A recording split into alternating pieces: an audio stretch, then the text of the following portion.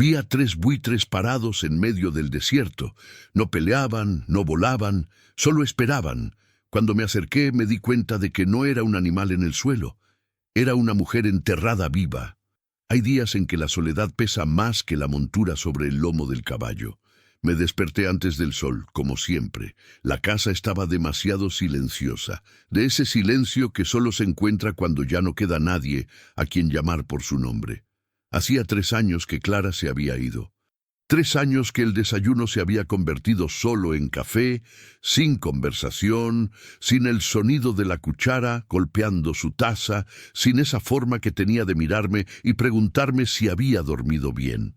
Yo no dormía bien desde hacía mucho. El rancho estaba al fin del mundo, entre el sur de Piauí y el norte de Bahía, en una región que los mapas apenas registraban. Para llegar al pueblo más cercano había casi 60 kilómetros de camino de tierra, polvo rojo y sol que rajaba la tierra. Lugar de gente que aprendió a vivir lejos, que habla poco y siente mucho. Puse la cafetera en la estufa de leña. Esperé a que el agua hirviera mientras miraba por la ventana de la cocina. El corral estaba vacío. Había vendido la mayor parte del ganado después de que Clara muriera. Ya no le veía sentido a manejar todo eso solo. Solo quedaron unas pocas cabezas, lo suficiente para que el pasto no se hiciera monte. Y Trueno, mi caballo alazán, compañero de más de 10 años. Era todo lo que me quedaba de presencia viva en ese lugar. El café bajó amargo, no por el grano, sino porque todo tenía ese sabor ahora. Terminé de tomarlo, lavé la taza, me puse el sombrero de cuero gastado y salí al patio de caballos. El sol ya comenzaba a salir, anaranjado y pesado, proyectando sombras largas sobre el suelo de tierra apisonada. Los grillos habían dejado de cantar. El viento soplaba débil, trayendo olor a pasto seco y tierra caliente. Fui al corral, donde Trueno me esperaba con esa paciencia de animal que conoce la rutina. Movió la cabeza al verme, relinchando suave. Le pasé la mano por el pescuezo, sentí el pelo caliente bajo la palma. «Solo tú y yo, viejo», murmuré. Puse la silla, ajusté las riendas, até el cantimplora lleno de agua y la bolsa de lona con algunas herramientas. Tenía que dar una vuelta por los límites de la propiedad, arreglar unos postes de la cerca que estaban caídos, revisar si no había algún novillo atrapado en el alambre. Trabajo que no acababa nunca, pero que al menos ocupaba la cabeza. Monté y salí despacio, el casco del caballo golpeando rítmico la tierra. Pasé por el huerto abandonado, por los árboles que Clara amaba cuidar. Naranjos, mangos, un árbol de cajá que ella decía que había plantado su abuela. Ahora todo crecía torcido, sin poda, sin cariño. Desvié la mirada. La cerca del sur sí que necesitaba reparación. Me pasé toda la mañana martillando, cambiando alambre, clavando estacas nuevas. El sol pegaba fuerte en la espalda. El sudor me corría por la cara, pero no paraba. Era mejor cansar el cuerpo que dejar la mente quieta, porque cuando la mente se quedaba quieta, venían los recuerdos. Ya pasaba del mediodía cuando terminé. Bebí agua del cantimplora, me mojé la nuca, dejé a Trueno descansar un poco bajo la sombra rala de una aroeira. Miré a mi alrededor, solo pasto seco hasta donde alcanzaba la vista. Algunas elevaciones de tierra en el horizonte, cielo azul sin una nube. Y silencio. Ese silencio del campo que no está vacío, está lleno de cosas pequeñas. El viento en la cerca, el susurro de las hojas secas, un vienteveo lejano. Pero silencio de voz humana. Eso sí era total. Decidí volver a casa por el camino más largo, cortando por el arenal que quedaba en el extremo oeste de la propiedad. Era una zona que evitaba, tierra mala, sin provecho, solo arena blanca y pedregal, algunos tramos de suelo agrietado donde ni las hormigas podían vivir. Pero hoy necesitaba caminar más, estirar el tiempo antes de volver a la casa vacía. Monté de nuevo y seguí. El terreno fue cambiando poco a poco. La hierba fue desapareciendo, dando lugar a arena clara que reflejaba el sol con fuerza. El calor aumentó. Trueno caminaba despacio, las patas hundiéndose un poco a cada paso. Fue entonces cuando se detuvo. De repente, sin aviso, plantó las patas y se negó a seguir. Movió la cabeza, resopló, dio un paso atrás. Tiré de las riendas con delicadeza. Intenté calmarlo. ¿Qué pasa, Trueno? ¿Viste una serpiente? Pero él no miraba al suelo. Miraba hacia adelante, las orejas erguidas, el cuerpo tenso. Seguí la dirección de su mirada, y fue ahí que lo vi. En medio de esa inmensidad de arena, a unos 50 metros de distancia, había algo en el suelo, algo que no parecía natural, algo oscuro, pequeño, y alrededor 3 sombras negras formando un círculo. Entrecerré los ojos, intenté ver mejor contra el brillo del sol. Las sombras se movían despacio, con pasos medidos. Buitres, 3 buitres grandes, de cabeza roja, caminando en círculo como si vigilaran algo. El corazón me dio un brinco en el pecho. Bajé del caballo de un salto, até las riendas a la aroeira más cercana y comencé a caminar. La arena caliente quemaba incluso a través de la suela de la bota. El sol pegaba directo en la cabeza, sin piedad. Cuanto más me acercaba, más claro se veía. No era un animal muerto, era una persona, enterrada en la arena hasta el cuello, solo la cara y los brazos afuera. Sentí la sangre helarse en las venas, a pesar del calor infernal. Comencé a correr, la arena dificultando cada paso, el sudor ardiendo en los ojos. Los buitres me vieron llegar y se alejaron unos metros, pero no volaron. Se quedaron ahí, esperando, observando con esa paciencia maldita de bicho que sabe que la muerte es cuestión de tiempo. Llegué cerca y caí de rodillas en la arena caliente. Era una mujer, joven, quizás unos 30 años. El rostro estaba rojo, quemado por el sol, los labios partidos y sangrando, los ojos entrecerrados, casi sin fuerza para abrir. La piel de los brazos, que estaban doblados fuera de la arena, estaba en carne viva. Respiraba, pero era una respiración corta, desesperada, de quien está al límite. Dios mío del cielo. Ella movió los labios, intentó hablar, pero solo salió un gemido ronco. Vi su lengua, hinchada, oscura, deshidratación grave, golpe de calor. Se estaba muriendo. Uno de los buitres dio un paso adelante, curioso.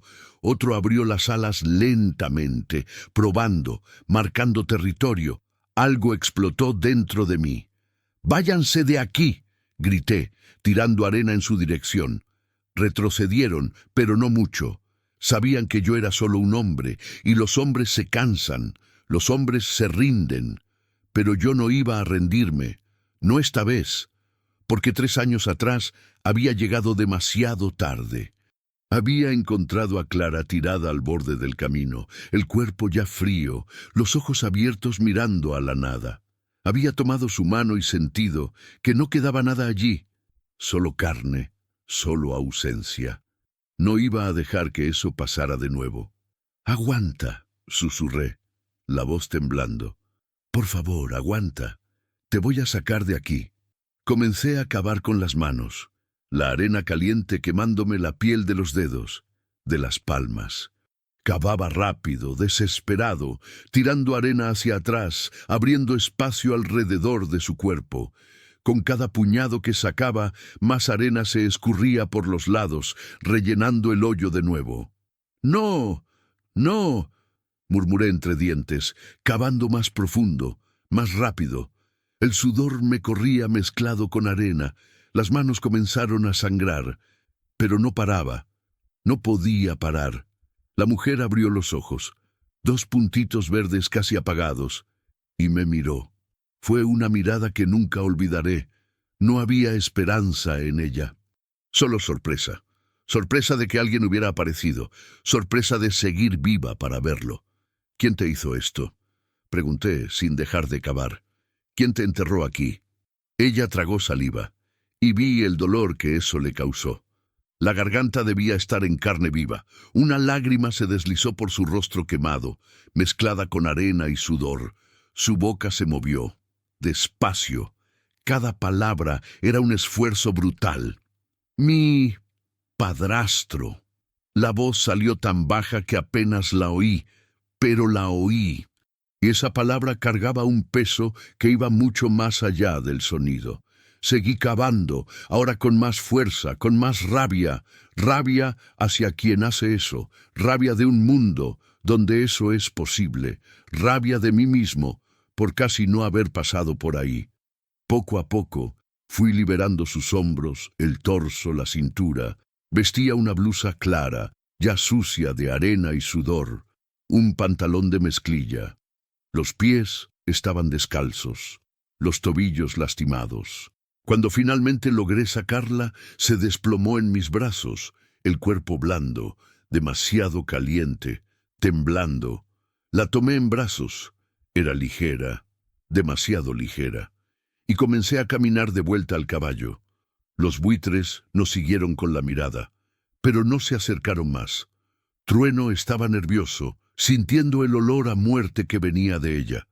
Le hablé bajo, lo calmé, y con mucho cuidado coloqué a la mujer atravesada en la silla. Me quité la camisa, la envolví alrededor de su cabeza para protegerla del sol, y monté detrás, sujetándola firme contra mi pecho. «Aguanta un poco más», susurré en su oído. «Solo un poquito más». Toqué al caballo, y partió en un trote rápido pero cuidadoso, esquivando las piedras, las irregularidades del terreno. Detrás de nosotros, los 3 buitres se quedaron parados en la arena, observando, frustrados. El cuerpo, que aún respiraba el viaje de vuelta al rancho, fue el más largo de mi vida. Cada minuto parecía una hora. Cada sacudida del caballo me hacía apretar más su cuerpo contra mi pecho, con miedo de que se resbalara, con miedo de que dejara de respirar, porque ella seguía respirando, corto, superficial, pero respiraba, y yo necesitaba que siguiera así hasta llegar a casa. El sol estaba en su punto más alto, martillando sobre nosotros sin piedad. Sentía el calor de su cuerpo a través de la blusa, un calor que no era normal, que quemaba como fiebre alta mezclada con insolación. La piel de los brazos estaba demasiado roja, empezando a formar ampollas en algunos puntos. Los labios partidos sangraban fino. «Ya vamos a llegar», repetía más para mí que para ella. «Vamos a llegar, vamos a llegar». Trueno galopaba firme, pero sentía que él también estaba cansado. La lengua afuera, el pelo empapado de sudor, las patas hundiéndose en la arena a cada paso. Aún faltaban unos 40 minutos para la casa del rancho, 40 minutos que podían ser la diferencia entre la vida y la muerte. Miraba su rostro de vez en cuando. Los ojos estaban cerrados, la boca entreabierta. De cerca se veía que era muy joven, quizás hasta menos de 30. Tenía pecas esparcidas por la nariz y las mejillas, ahora escondidas bajo la quemadura del sol. El cabello era castaño, largo, lleno de arena pegada, y tenía una marca morada en el cuello, una marca de mano. Alguien la había sujetado con fuerza antes de enterrarla. Sentí la rabia subir de nuevo, caliente y amarga en la garganta. ¿Qué clase de gente hace eso? ¿Qué clase de gente entierra a otra persona viva en medio del desierto y se va? La palabra que ella había dicho regresó a mi cabeza. Padrastro. Ni siquiera era de su sangre. Era alguien que había entrado en su vida por casualidad, por matrimonio, y había hecho eso.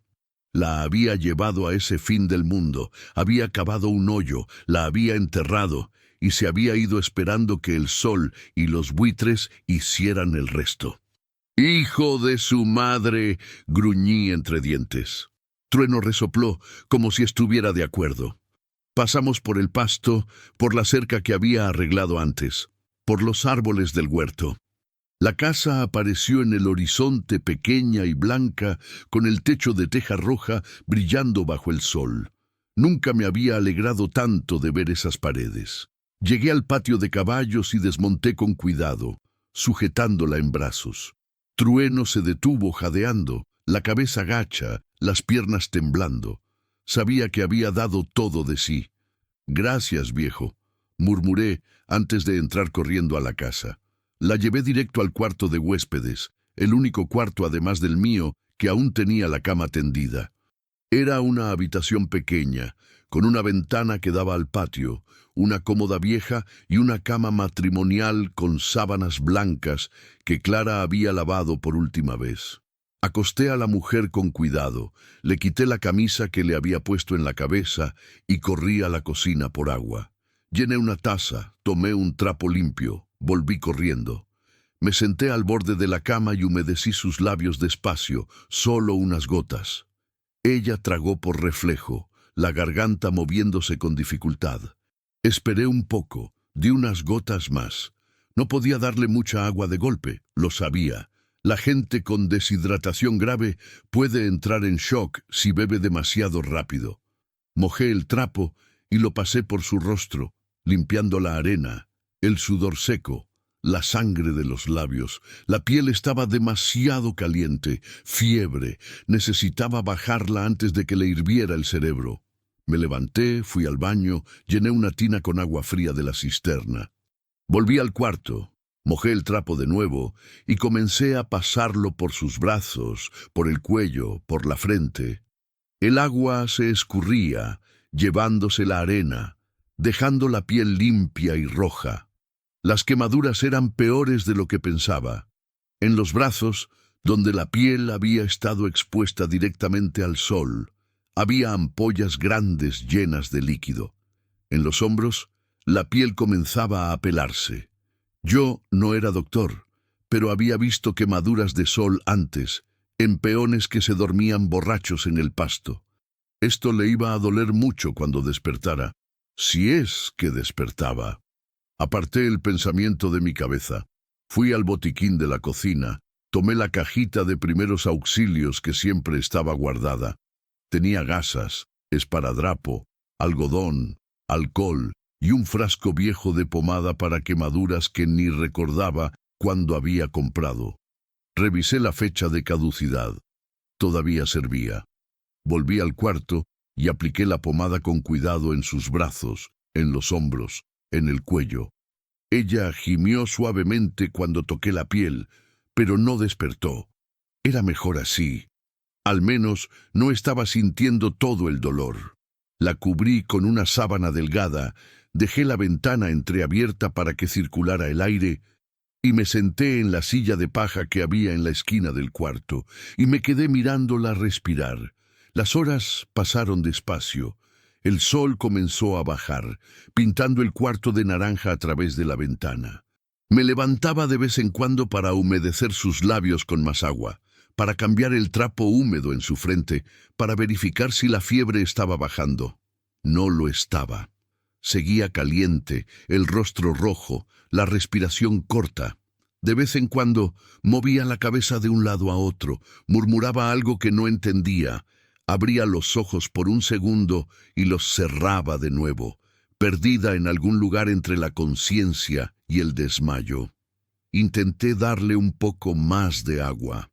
Ella tragó unas gotas, pero la mayor parte se escurrió por la comisura de su boca.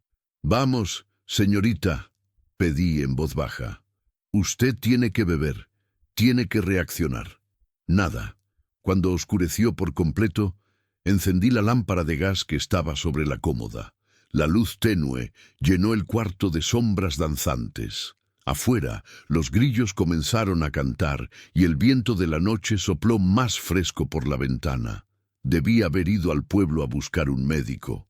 Debí haberme subido al caballo y galopado los 60 kilómetros, despertado al doctor Almeida en medio de la noche, traerlo de vuelta. Pero Trueno estaba exhausto. Y yo tenía miedo de dejarla sola, miedo de irme y volver para encontrar el cuarto vacío, de esa manera en que había encontrado el carro de Clara al borde del camino, con la puerta abierta y nadie más dentro que importara. Me quedé entonces. Alé la silla hacia la cama, apoyé los codos sobre las rodillas y me quedé observándola luchar, porque eso era lo que estaba haciendo, luchando.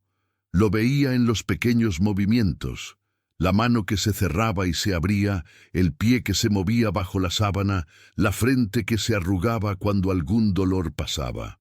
Su cuerpo aún no se había rendido, y mientras su cuerpo luchaba, yo me quedé ahí, haciéndole compañía. Cerca de las 2 de la madrugada comenzó a tiritar. No era temblor de frío, era convulsión. Todo el cuerpo se puso rígido, la espalda se arqueó, los dientes se le apretaron. Salté de la silla, la sujeté por los hombros, la giré de lado para que no se ahogara. «No, no, no», repetí, el corazón disparado. «Aguanta, señorita, aguanta un poco más». La convulsión duró tal vez unos 20 segundos, pero pareció una eternidad. Cuando pasó, se desplomó de nuevo en la cama, flácida, sudorosa, la respiración aún más débil. Me senté al borde de la cama, tomé su mano, pequeña, quemada, con arena debajo de las uñas, y la apreté suavemente. «Tú no vas a morir aquí», le dije, la voz saliendo ronca. «Yo no voy a permitirlo. ¿Oíste? No voy a permitirlo». No sé si ella escuchó, pero yo necesitaba hablar, necesitaba que alguien supiera, aunque fuera solo ella, aunque estuviera inconsciente, que yo no iba a rendirme. Porque hace 3 años no tuve opción. Llegué tarde. Encontré a Clara ya sin vida y no pude hacer nada más que sostener su mano y llorar. Pero ahora había llegado a tiempo de cavar, a tiempo de sacarla de esa arena, a tiempo de traerla a casa, de darle agua, de cuidarla, a tiempo de luchar. Y yo iba a luchar hasta el final.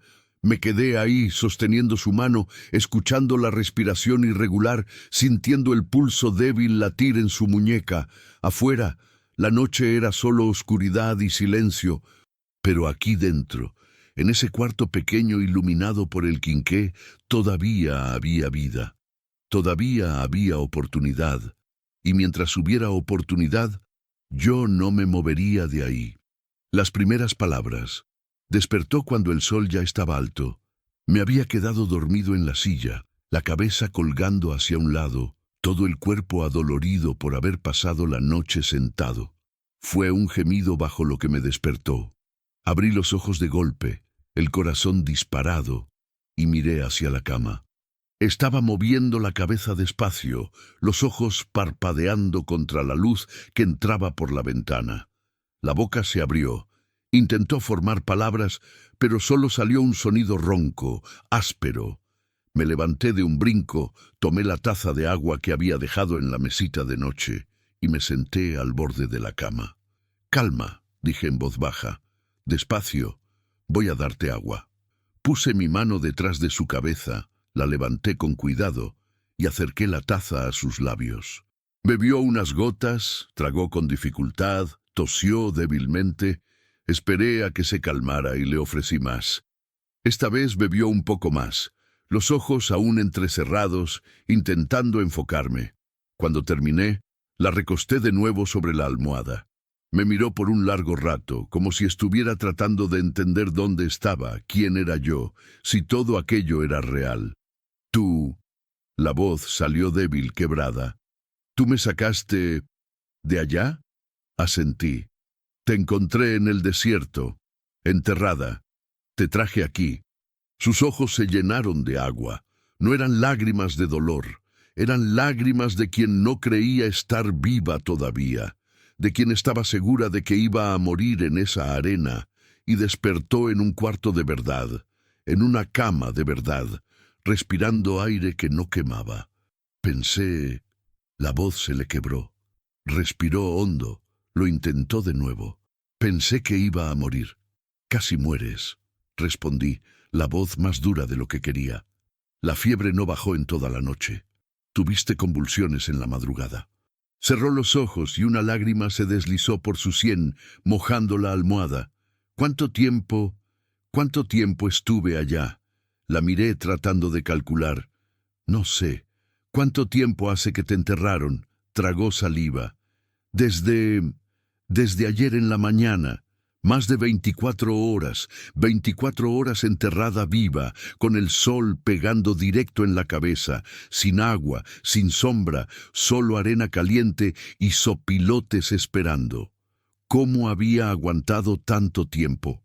Eres fuerte, dije, y no era un elogio, era una constatación. Abrió los ojos de nuevo y me miró. Esta vez pudo enfocar mejor. Vi que los ojos eran verdes de verdad, color de hoja nueva, pero cansados de una forma que iba más allá del cuerpo. ¿Cómo te llamas?, pregunté. Beatriz. La voz salió baja. Beatriz Nogueira. Antonio, respondí. Antonio Ferreira. Este es mi rancho. Estás a salvo aquí. Asintió despacio, pero algo cruzó su rostro. Miedo. Un miedo profundo, viejo, que no desaparecía solo por estar entre cuatro paredes. ¿Él sabe dónde estoy? No necesité preguntar quién era él. Nadie sabe que estás aquí, respondí. Te encontré por casualidad. Iba de regreso a casa, cortando camino por el desierto. Si no hubiera pasado por ahí, dejé la frase en el aire. Ella entendió. ¿Por qué le hizo eso a usted?, pregunté, aunque ya sospechaba la respuesta. Beatriz respiró hondo y vi el dolor atravesar su rostro. No era dolor físico, era otra cosa, peor.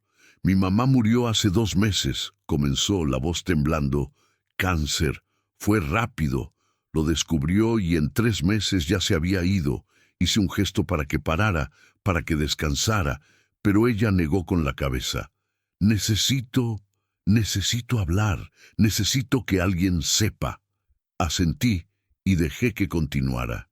Ella se había casado con Reinaldo hace unos 5 años, después de que murió mi papá. Yo nunca lo quise, pero mi mamá parecía feliz, así que lo dejé pasar. Hizo una pausa, tragó saliva.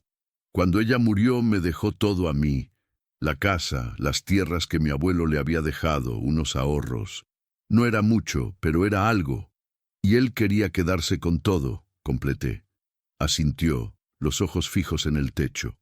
Apareció con unos papeles, diciendo que mi mamá lo había dejado como albacea, que yo necesitaba firmar para liberar la herencia.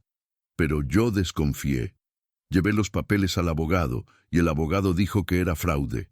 Que si firmaba, él se quedaba con todo y yo no vería un centavo.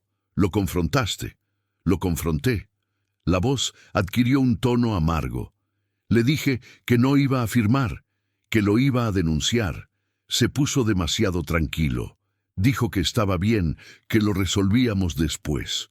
2 días después, apareció temprano en la mañana. Dijo que necesitaba mostrarme unas tierras que habían sido de mi mamá, allá por el interior de la República, que quizás se podrían vender, hacer algo de dinero. Yo ya sabía el resto, pero dejé que ella hablara. Tomamos su carro y fuimos. Manejamos por horas, hasta que se detuvo en medio de la nada. En ese desierto. Dijo que las tierras estaban cerca de ahí. Salimos del carro. Me dio un celular. Dijo que era para que llamara al abogado, que resolviera las cosas bien. Yo tomé el celular y él me agarró por detrás. La voz se le quebró. Respiró hondo un par de veces antes de continuar. Intenté gritar, intenté luchar, pero él es fuerte, muy fuerte. Me tiró al suelo, me sujetó por el cuello hasta que casi me desmayo. Cuando desperté, él ya había cavado el hoyo y me estaba enterrando. Cerré los ojos por un segundo. La imagen era demasiado nítida en mi cabeza. Supliqué, continuó Beatriz, la voz saliendo en jirones. Supliqué que no hiciera eso. Lloré. Le prometí que firmaba los papeles, que le daba todo. Pero él no paró. Siguió echando arena. Y cuando solo mi cabeza quedó afuera, él se agachó frente a mí y dijo... La voz falló de nuevo. Respiró hondo. Dijo, nadie te va a buscar. Tu madre murió.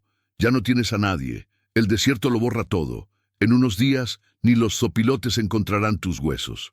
Sentí la rabia arder en el pecho.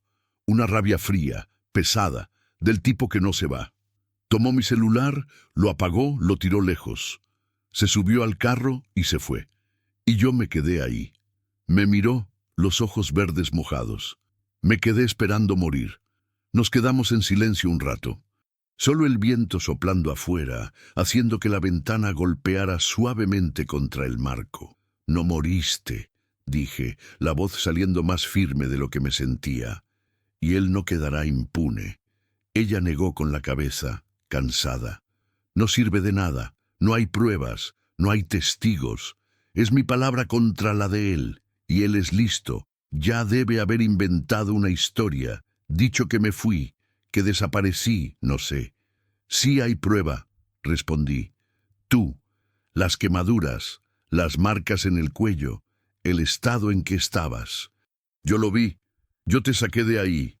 Yo soy testigo». Me miró con una expresión que no pude descifrar. Sorpresa, quizás, o incredulidad, como si no creyera que alguien se metería en esto por ella. «¿Por qué estás haciendo esto?», preguntó en voz baja. «Ni siquiera me conoces». La miré. Ese rostro quemado por el sol, esos ojos cansados, esa fragilidad que intentaba esconderse detrás de una voz firme. Y pensé en Clara, en cómo había llegado demasiado tarde, en cómo había pasado 3 años culpándome por no haber salido de casa 10 minutos antes, por no haber tomado el camino que ella tomó, por no haber estado allí cuando ella necesitó. «Porque puedo», respondí simplemente, «porque llegué a tiempo». Y porque nadie merece morir enterrado en el desierto mientras alguien que podía ayudar pasa de largo. Beatriz me miró por un rato más. Y entonces asintió despacio. Cerró los ojos, exhausta, y su respiración comenzó a hacerse más lenta, más profunda. Me levanté de la cama, acomodé la sábana a su alrededor y salí del cuarto sin hacer ruido.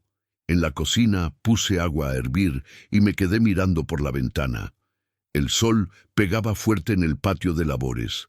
Trueno pastaba tranquilo en el corral y todo parecía normal, pero no lo era, porque ahora había una mujer en el cuarto de huéspedes que había sido enterrada viva por su propio padrastro.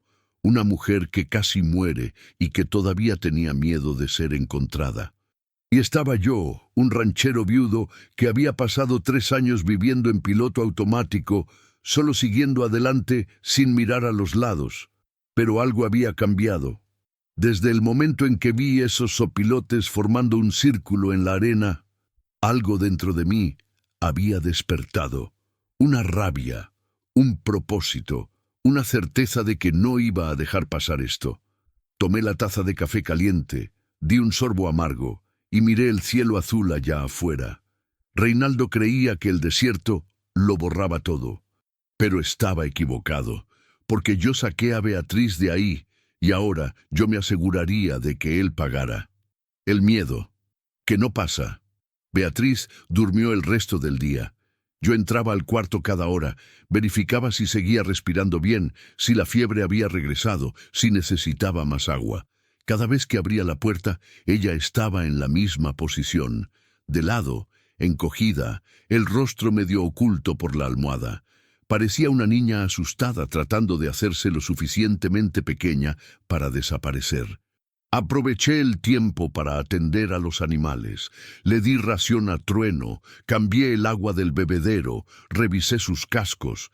El pobre seguía cansado de la carrera de ayer, pero parecía bien. Le pasé la mano por el cuello y él recargó su cabeza en mi hombro, de esa forma que hacen los caballos cuando reconocen que los cuidaste bien. «Tú también la salvaste, viejo», murmuré. No fui solo yo.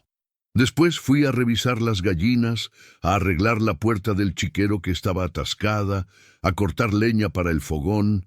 Trabajo siempre había. Un rancho nunca se detiene, incluso cuando la vida de uno se detiene. Cuando el sol comenzó a descender, volví adentro e hice comida de verdad por primera vez en días. Arroz, frijoles, unos trozos de carne seca que había guardado, calabaza guisada. Llené 2 platos, uno para mí, otro para ella. por si despertaba con hambre. Me senté en la mesa de la cocina y comí despacio, mirando por la ventana. Allá afuera el cielo se ponía rojo, naranja, morado, los colores del atardecer en el campo, los colores que Clara adoraba. Ella siempre dejaba lo que estaba haciendo para ver el ocaso. Decía que cada día era diferente, que valía la pena prestar atención. Yo había dejado de prestar atención después de que ella murió, pero hoy miré, y sí que era hermoso. Terminé de comer, lavé los trastes y fui al cuarto a ver cómo estaba Beatriz. Cuando abrí la puerta, estaba despierta, sentada en la cama con la espalda apoyada en la pared. El rostro aún estaba rojo, pero menos que antes.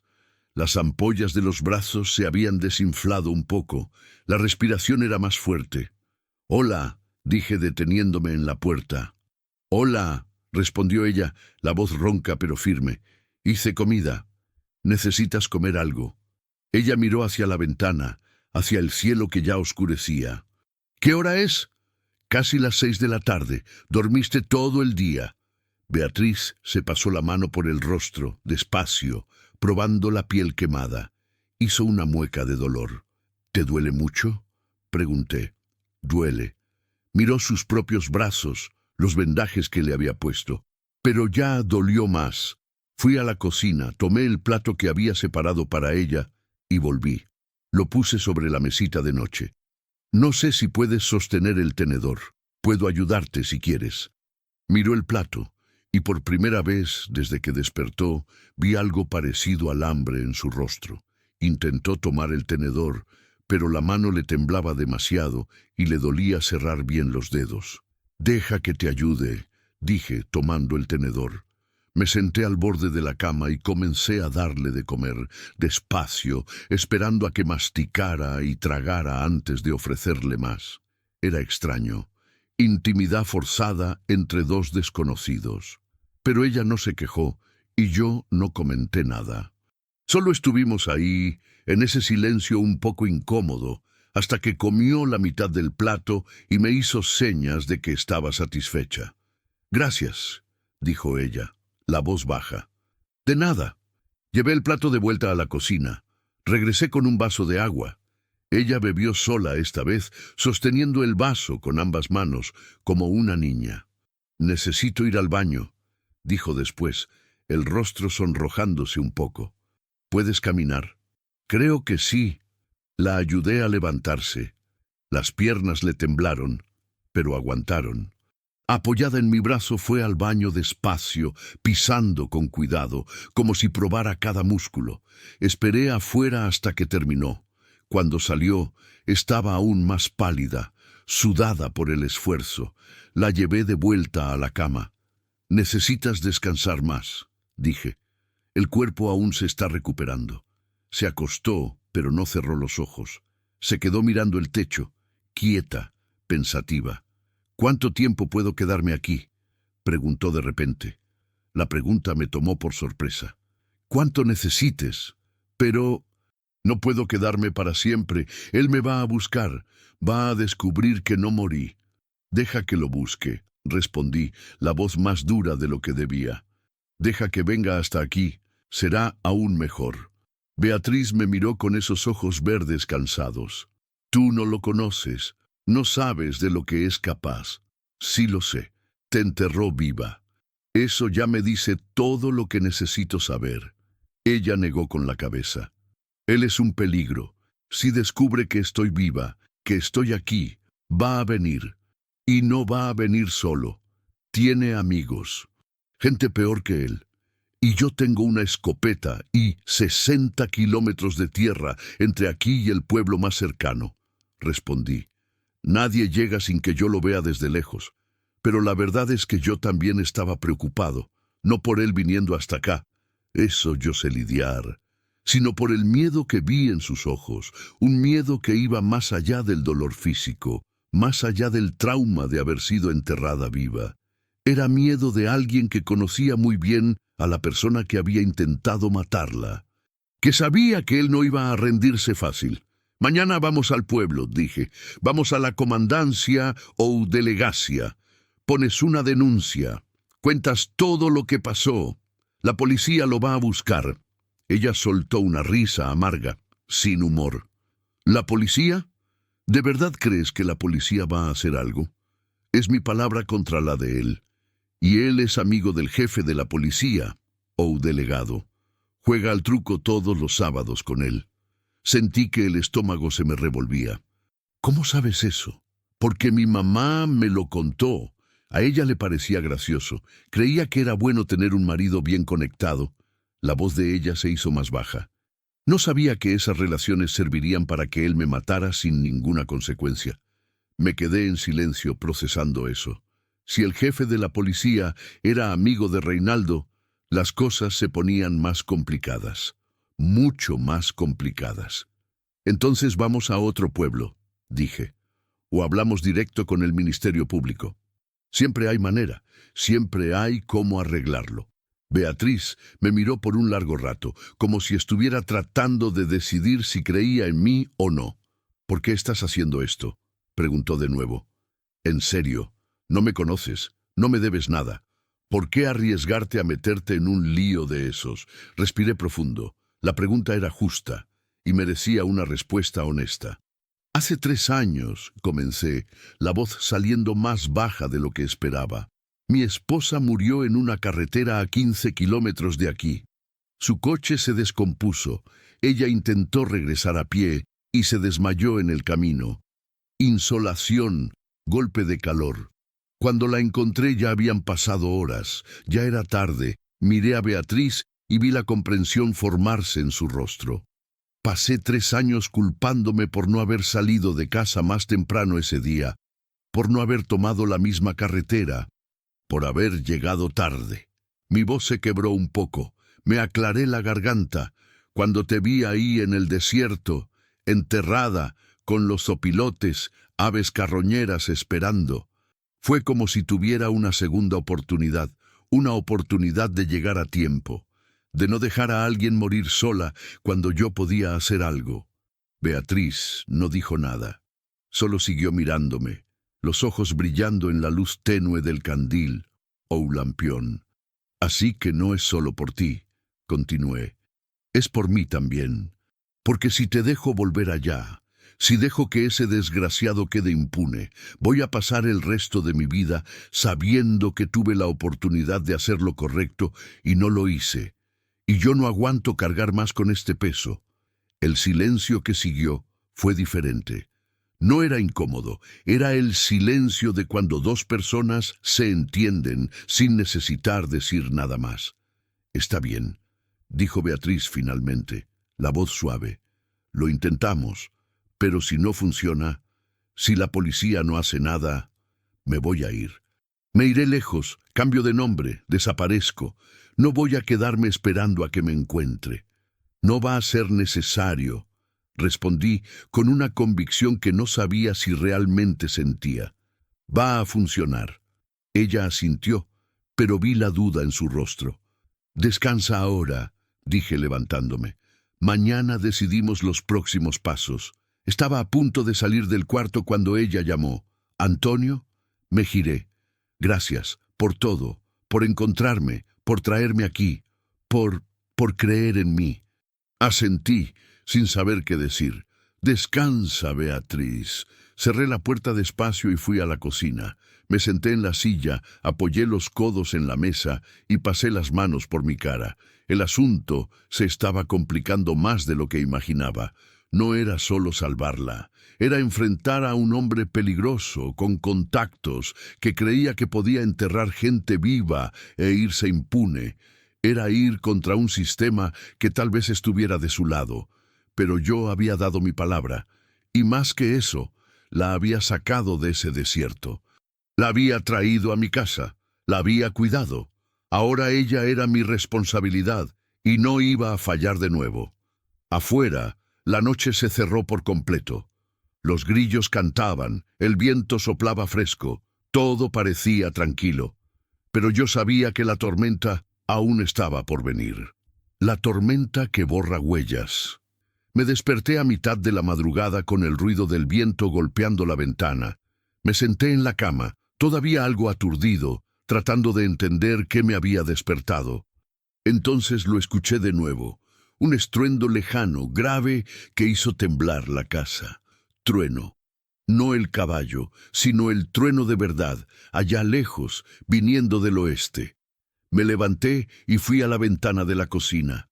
El cielo estaba negro, sin estrellas, y allá en el horizonte vi los destellos blancos de las descargas eléctricas rasgando la oscuridad.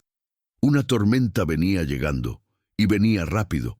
Me puse el pantalón y las botas, agarré el candil y salí al patio, outerreiro. El viento ya estaba fuerte, levantando polvo, haciendo que los árboles del huerto se doblaran. El olor a lluvia ya estaba en el aire, ese olor a tierra seca esperando agua desde hace mucho tiempo. Fui corriendo hasta el establo, o curral. Trobano estaba inquieto, caminando de un lado a otro, las orejas bajas. Abrí el portón y lo conduje al establo donde estaría protegido. Aseguré a las gallinas en el gallinero, cerré bien la puerta del chiquero, corral de cerdos, verifiqué que la cisterna estuviera tapada. Otro trueno estalló, más cerca esta vez, y vi el primer relámpago iluminar todo por un segundo. La lluvia estaba por llegar. Volví corriendo adentro. Cuando cerré la puerta, las primeras gotas comenzaron a caer, gruesas, pesadas, golpeando el techo de tejas o barro como piedras. En pocos segundos se convirtió en diluvio. Fui al cuarto de huéspedes y abrí la puerta despacio. Beatriz estaba despierta, sentada en la cama, con los ojos muy abiertos, mirando hacia la ventana donde los relámpagos iluminaban todo en destellos blancos. «Es solo tormenta», dije, tratando de calmarla. «Es normal por aquí en esta época». Pero ella no parecía asustada por la tormenta. Parecía pensativa, perdida en algún lugar dentro de su propia cabeza. «Él no va a poder encontrarme ahora», murmuró ella, más para sí misma que para mí. «La lluvia va a borrarlo todo». Entendí lo que quería decir. La lluvia iba a borrar los rastros, borrar las marcas en el desierto donde ella había sido enterrada, borrar cualquier prueba física de que eso había pasado. «Todavía me tienes a mí», dije. «Tú eres la prueba». Ella me miró y vi miedo en esa mirada. «¿Y si no es suficiente?». No respondí, porque no lo sabía. La tormenta duró toda la noche. Lluvia fuerte, viento que arrancaba tejas, truenos que hacían temblar toda la casa. Me quedé en la cocina, tomando café, escuchando el ruido ensordecedor del agua golpeando el techo. Beatriz apareció después de un rato, caminando despacio, apoyándose en la pared. Se había puesto una camisa vieja mía que yo había dejado en el cuarto, enorme en ella, cayéndole hasta las rodillas. «No pude dormir», dijo ella, sentándose en la otra silla de la mesa. «Yo tampoco». Le serví café. Nos quedamos ahí, tomando en silencio, escuchando la tormenta afuera. «¿Cómo aguantas vivir aquí solo?», preguntó ella de repente. «¿No te vuelves loco?». «A veces sí», respondí, sincero. «Pero es mejor que la alternativa». «¿Qué alternativa?». «Vivir en la ciudad, con ruido, con gente, con todo el mundo preguntando cómo estoy, si ya superé, si ya encontré a alguien». Di un sorbo de café. «Aquí al menos nadie pregunta nada, y puedo sufrir en paz». Ella me miró con una expresión extraña. No era lástima, era comprensión. «Lo entiendo», dijo ella bajito. «Después que mi mamá murió, todo el mundo me decía que fuera fuerte, que siguiera adelante, que no me quedara atrapada en el pasado, como si fuera fácil, como si se pudiera simplemente olvidar. No se puede», coincidí. «Y quien dice que se puede es porque nunca ha perdido a nadie de verdad». Nos quedamos un rato más, en silencio. La lluvia seguía cayendo, ahora más débil, más constante. «¿Crees que él me esté buscando?», preguntó Beatriz. «Ahora mismo», pensé antes de responder. «No sé. Tal vez crea que ya estás muerta. Tal vez ni le preocupe. O tal vez regresó allá para comprobarlo. La voz de ella se tensó, para asegurarse, y vio que el cuerpo desapareció. La idea me heló la sangre. No había pensado en eso, que él pudiera haber vuelto al desierto para verificar si el trabajo estaba completo, y que hubiera encontrado el hoyo vacío, la arena removida, los rastros de mi caballo. Si vio que desapareciste, dije despacio, pensará que lograste salir sola, que estás perdida por ahí. No hay forma de que sepa que alguien te encontró, a menos que conozca las haciendas de la región, las casas, los lugares donde pude haber pedido ayuda. El estómago se me encogió.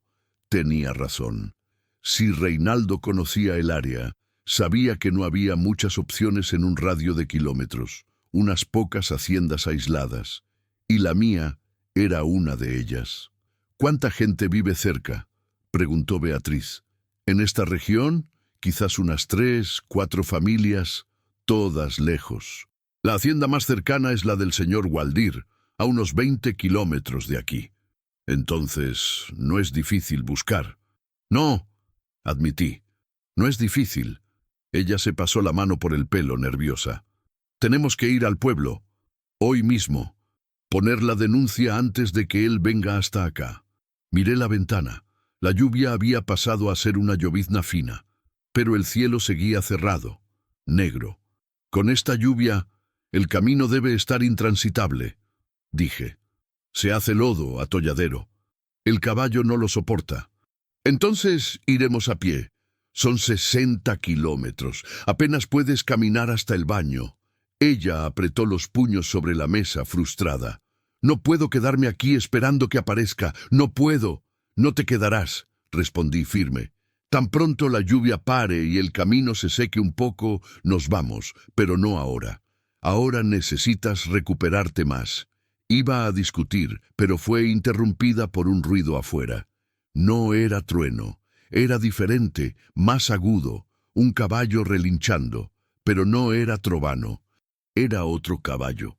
Salté, fui a la ventana y me asomé por las rendijas de la madera. Afuera, en la lluvia fina, había una silueta parada en medio del patio. Un hombre montado a caballo, empapado, parado ahí como una estatua. La sangre se me heló en las venas. «Hay alguien afuera», susurré. Beatriz se puso blanca. Se levantó despacio y vino a la ventana, mirando por encima de mi hombro. «¿Es él?», pregunté en voz baja. Ella miró. Entrecerró los ojos, tratando de ver a través de la lluvia y la oscuridad. «No sé, no veo bien». Agarré la escopeta que estaba apoyada detrás de la puerta. Verifiqué si estaba cargada. Lo estaba. «Quédate aquí», ordené. «Y si te digo, corres al cuarto y cierras la puerta con llave». Ella asintió, temblando. Abrí la puerta despacio, la escopeta apuntada hacia adelante. La lluvia me mojó la cara inmediatamente. El viento soplaba frío. «¿Quién está ahí?», grité, la voz firme. «Identifíquese». El hombre no respondió, solo se quedó ahí, parado, inmóvil. Dije: «¿Quién está ahí? Esta es propiedad privada». Fue entonces cuando él finalmente habló. La voz era ronca, cansada, arrastrada. «Disculpe la molestia, necesito ayuda». No era la voz de alguien amenazante, era la voz de alguien al límite. Bajé un poco la escopeta, pero no completamente. «¿Ayuda con qué?». El hombre se tambaleó en la silla, como si estuviera mareado. El caballo dio un paso adelante, y fue ahí que lo vi. No era un hombre, era un niño. No debía tener más de 16 años, y sostenía algo envuelto en trapos contra su pecho. «Mi hermana», dijo él, la voz quebrándose. «Se está muriendo. Por favor, ayúdeme». Y entonces se desmayó cayéndose del caballo y cayendo pesado en el suelo lodoso, la cosa envuelta rodando de su brazo. Fue entonces cuando lo escuché, un llanto, débil, fino, el llanto de un bebé. Solté la escopeta y corrí. En 2 vidas en las manos. Al llegar cerca, vi que el muchacho todavía estaba consciente, pero mal. Respiraba pesado, empapado de lluvia y lodo, tratando de apoyarse en los codos. El envoltorio había caído unos 2 metros de distancia en el charco de agua, y el llanto del bebé se hacía más débil. «La niña», gimió el muchacho, tratando de arrastrarse hacia el envoltorio. «Por favor». Agarré al bebé primero. Era una recién nacida, diminuta, envuelta en trapos empapados, la piel morada por el frío. El cordón umbilical todavía estaba sujeto, atado con un trozo de bramante sucio. Lloraba débilmente, sus ojitos cerrados, los labios temblando. «¡Beatriz!», grité. «¡Necesito ayuda! ¡Ahora!». Ella apareció en la puerta todavía vacilante, pero cuando vio la escena, olvidó el miedo. Vino corriendo, descalza en el lodo, y tomó al bebé de mis brazos. «Dios mío», susurró ella, mirando a la criaturita. «Es una recién nacida, acaba de nacer. Llévala adentro, abrígala, haz lo que puedas». Beatriz corrió de vuelta a la casa con el bebé en brazos. Yo me giré hacia el muchacho, que se había desplomado de nuevo en el lodo, temblando violentamente. «Vamos, muchacho, levántate. Necesito sacarte de esta lluvia». Él trató de hablar, pero los dientes le castañeteaban tanto que no salía sonido. Pasé su brazo por encima de mis hombros y lo levanté con dificultad. Era delgado, pero su cuerpo estaba flojo, sin fuerza. Lo arrastré hasta la casa. Subimos los 3 escalones del porche y entramos. La luz del candil parecía demasiado fuerte después de la oscuridad de afuera. Acosté al chico en el sofá de la sala. Agarré unas cobijas viejas y lo cubrí. «¿Beatriz?», llamé. «Estoy aquí», respondió ella desde el cuarto. Fui hasta allá. Ella estaba arrodillada en el suelo junto a la cama. El bebé acostado sobre una cobija seca, envuelto en otra. Había encendido el candil del cuarto y el pequeño calentador eléctrico que yo casi nunca usaba. La temperatura ya estaba subiendo. «¿Cómo está?», pregunté. «Viva, por ahora». Beatriz limpiaba al bebé con cuidado, quitándole la suciedad, el lodo, la sangre seca. «Pero tiene hipotermia, y el cordón no fue cortado bien, solo amarrado. ¿Sabes qué hacer?». Ella me miró, los ojos muy abiertos. «¿Yo? No. Yo nunca he hecho esto. Pero sabes más que yo», respondí. «Yo me quedo con el chico. Tú cuidas de ella. Haz lo que te dicte el instinto». Beatriz respiró hondo, temblando, pero asintió. Volvió su atención al bebé, envolviéndola en más cobijas, acercando más el calentador. Regresé a la sala. El muchacho estaba despierto ahora, los ojos fijos en el techo, respirando rápido. «¿Cómo te llamas?», pregunté, sentándome en el borde del sofá.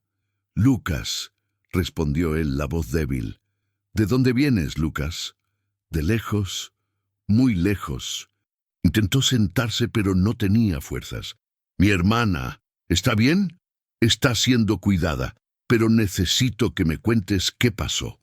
Lucas cerró los ojos por un segundo, respiró hondo y comenzó a hablar. La historia salió en pedazos, entrecortada, difícil.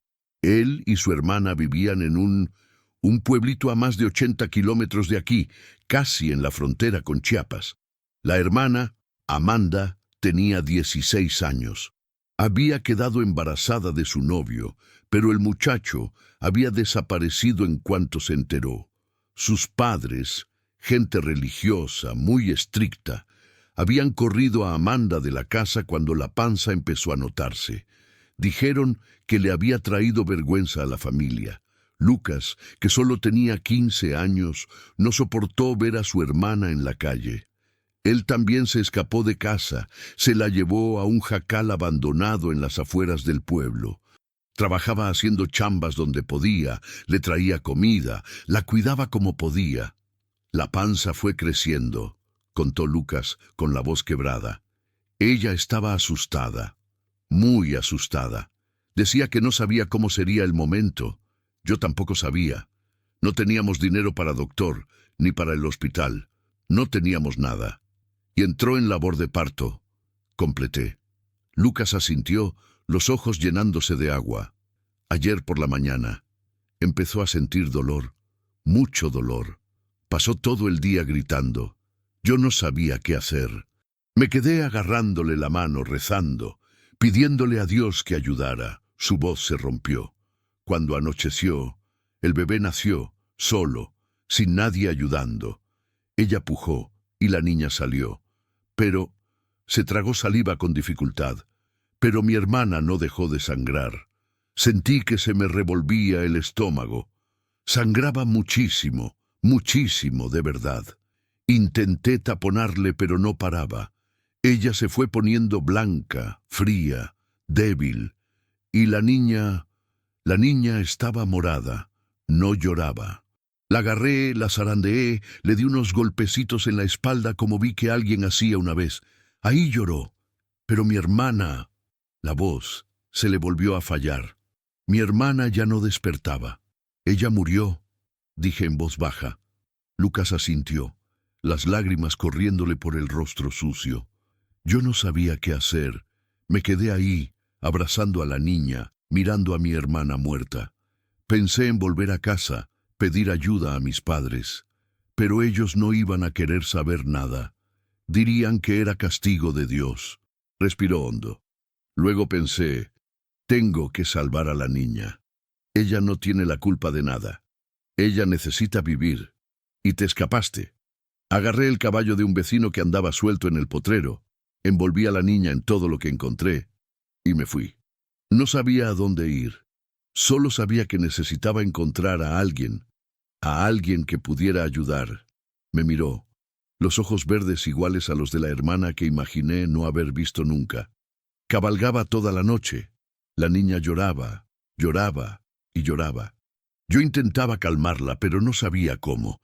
Cuando empezó la tormenta pensé que íbamos a morir ahí mismo, en medio de la nada. Hizo un sonido nasal. Entonces vi la luz de tu casa y vine. Me quedé en silencio, procesando todo. Un chamaco de 15 años, solo, cruzando 80 kilómetros de noche, en medio de la tormenta con un recién nacido en brazos, huyendo de una familia que había abandonado a su hermana, intentando salvar a la sobrina que acababa de nacer sobre el cuerpo de su madre muerta. Hiciste lo correcto, le dije con la voz ronca. Llegaste al lugar correcto. La niña, ¿ella va a sobrevivir? No sé, respondí honesto, pero vamos a hacer todo lo que se pueda. Lucas cerró los ojos, agotado. En segundos se quedó dormido, el cuerpo finalmente relajándose después de horas de tensión. Lo cubrí mejor y fui al cuarto. Beatriz ya estaba sentada en la cama, al bebé en brazos, envuelto en cobertores limpios. El cordón umbilical había sido cortado y anudado correctamente con gasa. La piel del niño ya no estaba morada, estaba rosada, caliente, y estaba succionando. ¿Cómo hiciste? Empecé. No está mamando de verdad, explicó Beatriz en voz baja. Solo está chupando el dedo, pero al menos muestra que tiene fuerza, que el instinto está funcionando. Necesita leche. Lo sé, pero aquí no hay. Y yo no tengo... Beatriz se detuvo sonrojándose. Yo no puedo amamantar, pensé rápido. Hay leche de vaca. Puedo ordeñar una de las vacas, diluirla un poco y darle en una cucharita. Tendrá que ser suficiente por ahora. Salí corriendo hacia el corral. La lluvia había cesado por completo, dejando solo el sonido del agua goteando del tejado, de la canaleta. El cielo comenzaba a aclarar en el oriente, casi amaneciendo. Ordeña rápida, tomando solo lo necesario. Volví adentro, calenté la leche al fogón de leña y la dejé enfriar hasta que estuviera tibia. Tomé una cuchara limpia. En el cuarto, Beatriz sostenía al bebé con cuidado, la cabecita apoyada en su brazo. Me arrodillé junto a la cama, puse una gotita de leche en la cuchara y la acerqué a los labios minúsculos. La niña hizo una mueca, pero lamió. «Vamos», susurró Beatriz. «Vamos, pequeña. Tú puedes». Otra cucharada. Esta vez tragó, y otra, y otra. Poco a poco, despacio, le fuimos dando leche. No era mucha, quizás unas 5 o 6 cucharadas, pero era algo. Era vida entrando en ese cuerpecito que había pasado toda la noche muriéndose de frío y hambre. Cuando terminamos, el bebé eructó, un ruidito ridículamente pequeño, y volvió a dormirse. Beatriz me miró, los ojos brillando. «Ella va a vivir», dijo, la voz llena de emoción. «Ella lo va a lograr». «Sí», concordé. «Por tu culpa». Ella negó con la cabeza. «Por culpa de él, del muchacho. Él es el que no se rindió. El que cabalgó toda la noche, el que la trajo hasta aquí. Miré al bebé durmiendo tan pequeña, tan frágil. Una vida que había comenzado encima de una tragedia. Una vida que casi no sucede. Pero había un chico de 15 años que decidió que merecía una oportunidad. Y ahora estábamos nosotros dos, Beatriz y yo. Dos personas que también habían sido salvadas en el último instante, cuidándola. «Tenemos que llevarla con un doctor», dije, «tan pronto como el camino se seque. Y al muchacho también. Está en shock, necesita ayuda». Asentí. «Pero primero», miré a Beatriz, «primero tenemos que asegurarnos de que ustedes dos estén a salvo. Que nadie venga a buscarte. Que él no aparezca por aquí». Beatriz miró por la ventana al cielo que se aclaraba afuera. «¿Crees que la lluvia borró los rastros?» «No sé, pero no podemos contar con eso». «Entonces, ¿qué hacemos?» Respiré hondo. «Mañana, apenas salga el sol, iré a la hacienda de don Gualdir. Él tiene teléfono. Llamaré a la policía de otra ciudad, no a la de aquí. Contaré todo. Sobre ti, sobre Reinaldo, sobre Lucas y el bebé. Pediré ayuda antes de que sea demasiado tarde. Y si no alcanzo, miré la escopeta recargada en la pared. «Vamos a alcanzar», dije, tratando de poner convicción en mi voz. «Vamos a lograrlo». Pero en el fondo no estaba seguro. Porque ahora no era solo una vida la que intentaba proteger. Eran 3. Y el tiempo, como siempre, estaba corriendo en nuestra contra. Cuando el pasado llama a la puerta no pude dormir. Me quedé sentado en la silla de la cocina, la escopeta apoyada entre las piernas, los ojos fijos en la puerta. Allá afuera, el cielo se aclaraba despacio, revelando un mundo lavado por la lluvia. La tierra roja se había convertido en lodo oscuro, se formaron charcos enormes por todo el patio, y el camino que llevaba a la carretera principal se había vuelto un lodazal intransitable. No íbamos a salir de aquí pronto. Beatriz apareció cuando el sol ya estaba saliendo. El bebé seguía durmiendo en su brazo, envuelto en cobertores. Tenía una forma natural de sostener a la niña, como si supiera hacer eso desde hacía años. «Mamó otra vez», contó Beatriz, con voz baja para no despertar a Lucas, que seguía dormido en el sofá de la sala. «Se tomó casi media taza de leche. Creo que es buena señal». «Es muy buena», respondí. «Significa que el cuerpo está reaccionando». Beatriz se sentó en la silla a mi lado, acomodando al bebé en su regazo. Nos quedamos en silencio por un rato, solo mirando a la criaturita dormir. Era extraño. Hace 2 días yo estaba solo en esta casa, viviendo en automático, sin nadie, sin ruido. Ahora tenía a una mujer que había rescatado del desierto, un muchacho que se había escapado de casa y un recién nacido que había llegado al mundo de la peor manera posible. La vida tiene una forma muy retorcida de cambiarlo todo de repente. «¿Ya pensaste en un nombre para ella?», preguntó Beatriz, pasando el dedo suavemente por la mejilla rosada de la niña. «¿Yo? No soy yo quien debe ponerle nombre. Es Lucas. Él es un niño todavía. Necesitará ayuda». «Tú entonces», sugerí. «Tú eres quien la está cuidando». Beatriz se quedó callada un momento, pensativa. «Clara», dijo finalmente. «Podría llamarse Clara. Es bonito, significa luz». Sentí algo apretarme en el pecho. «Clara, el nombre de mi esposa». «¿Por qué?», pregunté, la voz saliendo más ronca de lo que quería. Beatriz me miró. «Porque esta niña nació en medio de la oscuridad. La madre murió. El padre desapareció, la familia la abandonó. No debió estar viva, pero lo está. Miró de nuevo al bebé. Ella es la luz que quedó, la esperanza que sobrevivió. No pude decir nada, solo asentí. Pero le preguntaré a Lucas, añadió Beatriz. Él decide. Lucas despertó cerca de las 8 de la mañana. Se sentó en el sofá con cara de perdido, mirando a su alrededor, como si no recordara dónde estaba. Cuando me vio, la memoria volvió de golpe. Saltó de pie. «¡La niña! ¿Dónde está la niña?» «Cálmate», dije, levantando la mano. «Está bien. Está con Beatriz en el cuarto, durmiendo». Se dejó caer de nuevo en el sofá, la mano en el pecho, respirando aliviado. «Gracias a Dios. Gracias a Dios». Hice café. Preparé un atole sencillo con harina de maíz y leche, y se lo serví al muchacho. Se lo comió como animal hambriento, casi sin masticar. Cuando terminó, se limpió la boca con el dorso de la mano y me miró. «Gracias, señor. Muchas gracias. Si usted no me hubiera ayudado, no me las des todavía», lo corté. «Todavía tenemos que resolver muchas cosas». «¿Qué tipo de cosas?» «Primero, no puedes volver a casa, no como están las cosas». Él bajó la cabeza. «Lo sé». «Segundo, eres menor de edad. Técnicamente estás fugitivo. Tus padres pueden denunciarte. La policía puede buscarte». «No me van a denunciar», respondió Lucas amargado. «Para ellos, yo ya no existo, igual que mi hermana». «Y tercero», continué, «el bebé necesita atención médica. Necesita ser revisada por un doctor.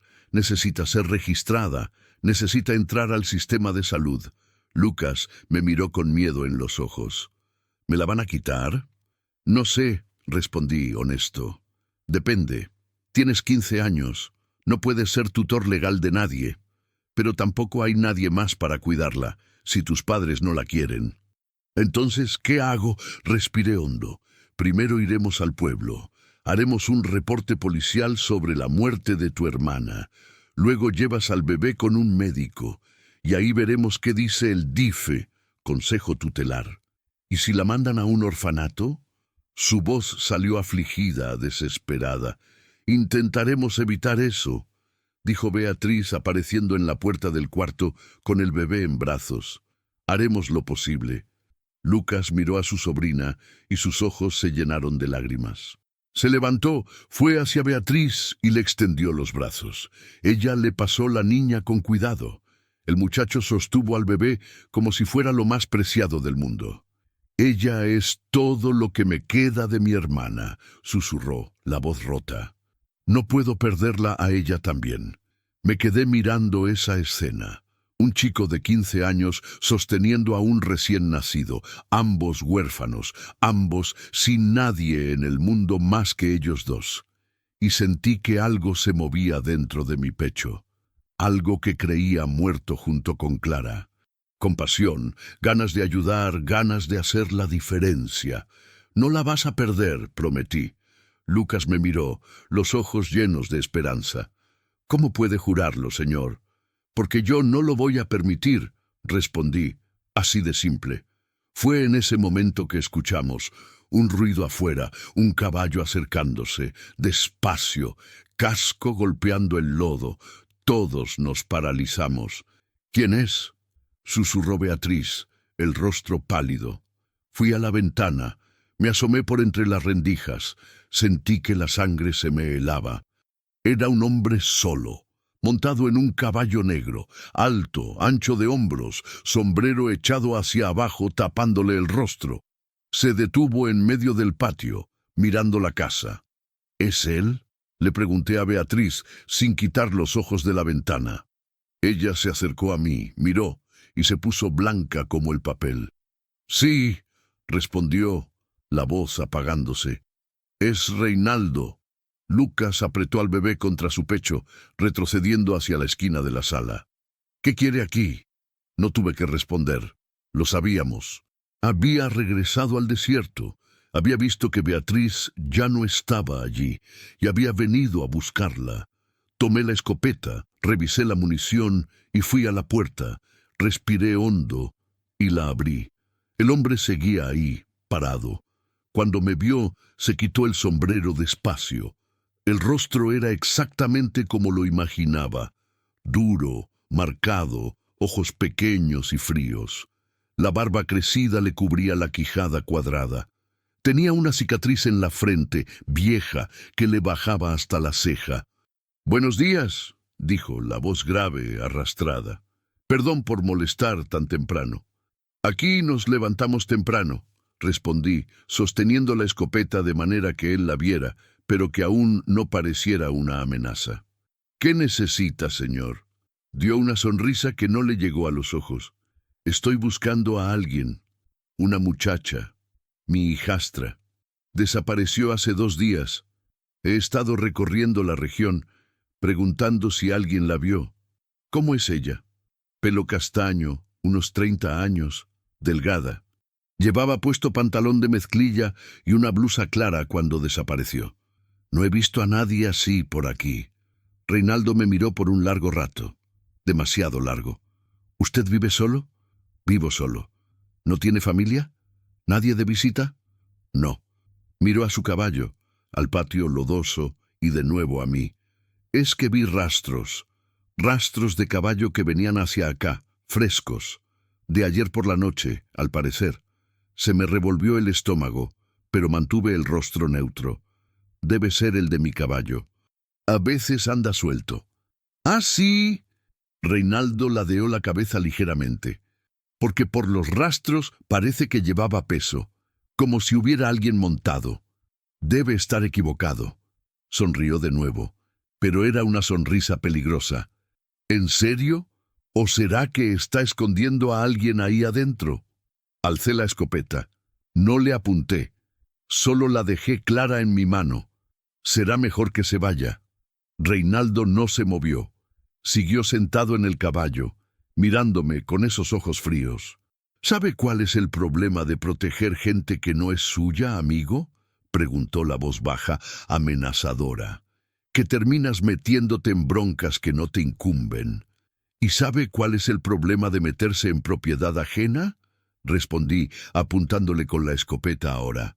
«Que al dueño no le va a gustar». Se puso tenso. Su mano fue despacio al cinto, donde vi la empuñadura de una navaja sujeta a la vaina. «No querrá hacer eso», advertí. «No soy buen tirador, pero a esta distancia hasta yo le doy». Reinaldo me encaró por unos segundos más. Entonces soltó una risa corta, sin humor.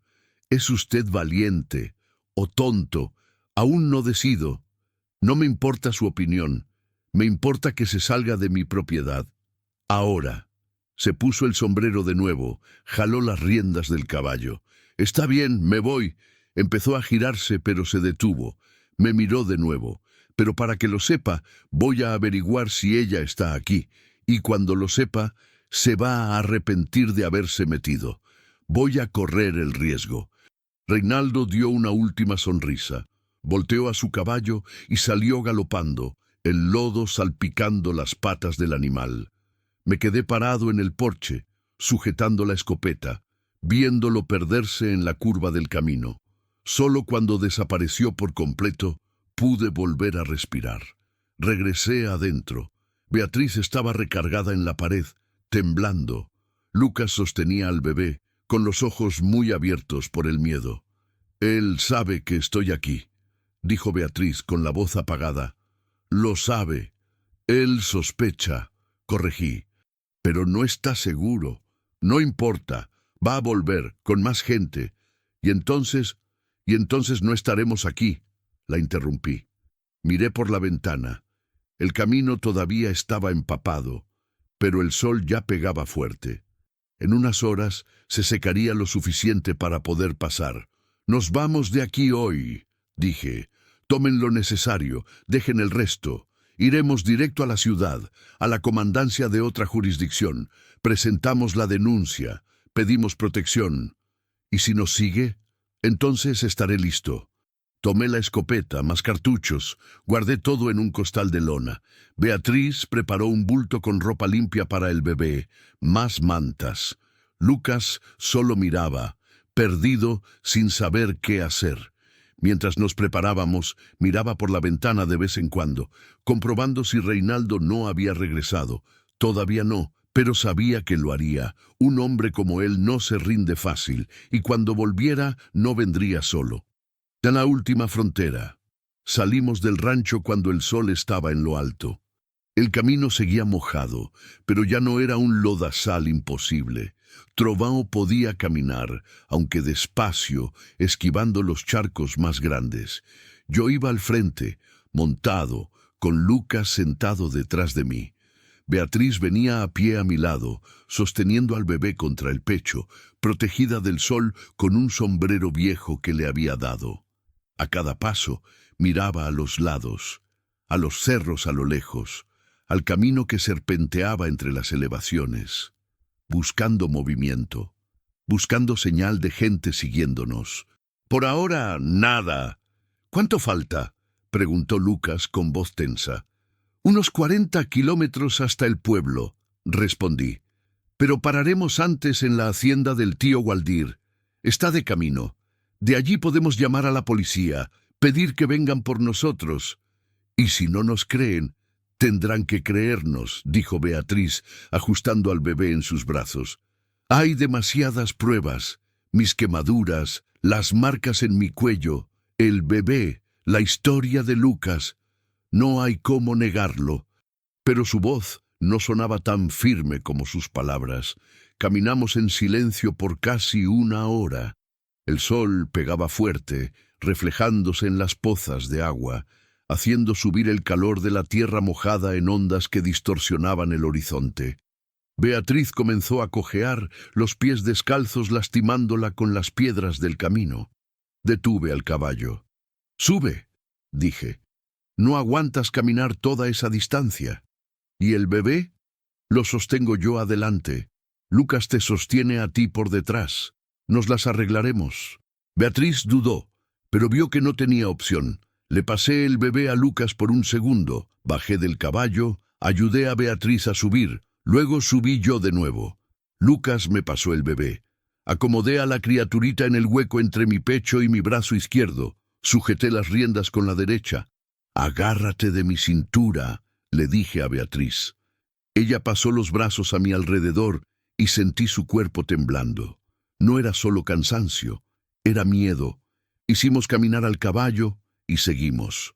El camino se fue haciendo más difícil.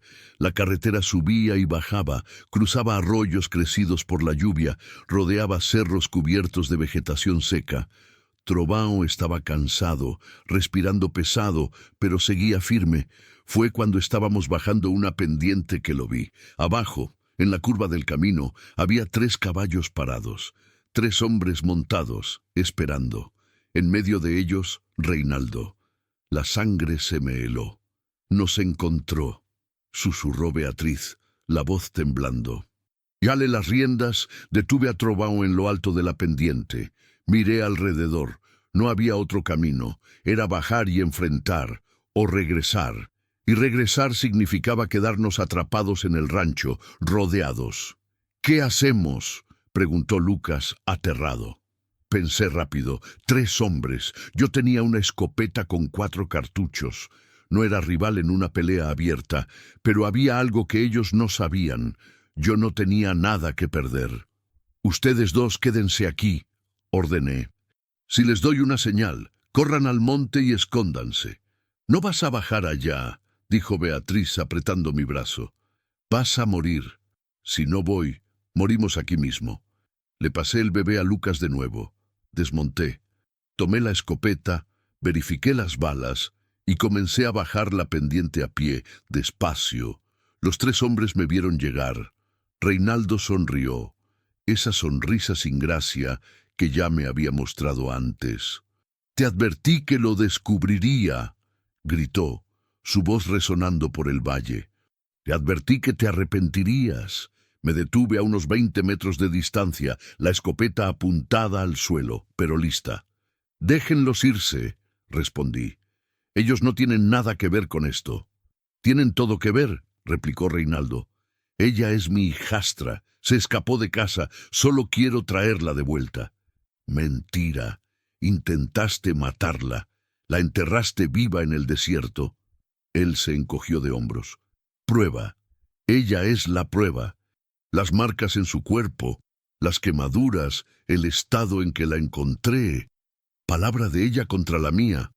Inclinó la cabeza. Y creo que mi palabra vale más. Los otros dos hombres se rieron. Uno era bajo, robusto, con cara de quien había pasado un tiempo en el bote. El otro era flaco, nervioso, jugando con una navaja que giraba entre sus dedos. No tiene que ser así, dije, tratando de mantener la voz calmada. Podemos resolver esto como gente decente. Llevémoslo a la policía, que la justicia decida. Reinaldo negó con la cabeza. ¿Justicia? Escupió en el suelo. La justicia es para quien tiene dinero para abogado, para quien tiene un buen nombre. Yo no necesito justicia, solo necesito que nadie se interponga en mi camino. Hizo un gesto, y los otros dos hombres desmontaron. Comenzaron a acercarse, uno por cada lado. Levanté la escopeta. Un paso más, y les disparo. El bajo se rió. Tienes 2 tiros ahí, viejo. Somos 3. No haces cuentas. Entonces tendré que elegir bien a quién me llevo conmigo. Apunté la escopeta directo a Reinaldo. Él dejó de sonreír. No vas a disparar, dijo, pero la voz sonó menos firme. ¿Apuestas tu vida a eso? Nos quedamos parados allí, en un punto muerto. Sabían que podía matar al menos a 1, quizás a 2, pero el tercero me atraparía, y yo lo sabía también. Fue entonces cuando escuché el sonido. Un motor, lejos todavía, pero viniendo en nuestra dirección. Todos miraron al camino, al lado opuesto de donde yo venía. Una nube de polvo se levantaba en el horizonte y el ruido se hacía más fuerte. Era una camioneta, vieja, ruidosa, bamboleándose en el camino lleno de baches, y cuando se acercó más, vi quién iba manejando. Don Gualdir, el ranchero vecino, un hombre de casi 70 años, pero duro como madera de mezquite. La camioneta se detuvo a mi lado con un chirrido de frenos. Don Gualdir bajó, una escopeta mucho más nueva y bonita que la mía en la mano. ¿Qué relajo es este, Antonio?, preguntó, mirando a los 3 hombres. Nada de lo que usted deba preocuparse, don Gualdir, respondí sin bajar mi arma. Solo unos visitantes que se están yendo. Don Gualdir miró a Reinaldo, a los otros 2, y de nuevo a mí. No era tonto. Entendió la situación en un segundo. «Visitantes, ¿eh?», escupió en el suelo. «Visitantes que llegan en 3, armados, bloqueando el camino. Donde yo vengo, eso se llama bandidaje». «Métase en sus asuntos, viejo», gruñó el bajo. «Viejo es tu madre», replicó don Gualdir, apuntando la escopeta hacia él. «Y a mi mano no le tiembla ni un poquito.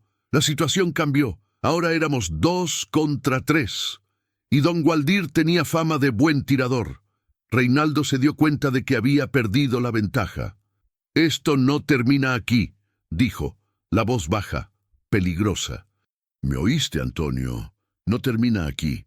«Ojalá que no», respondí, «porque la próxima vez terminará en una comandancia o en un panteón. Tú eliges».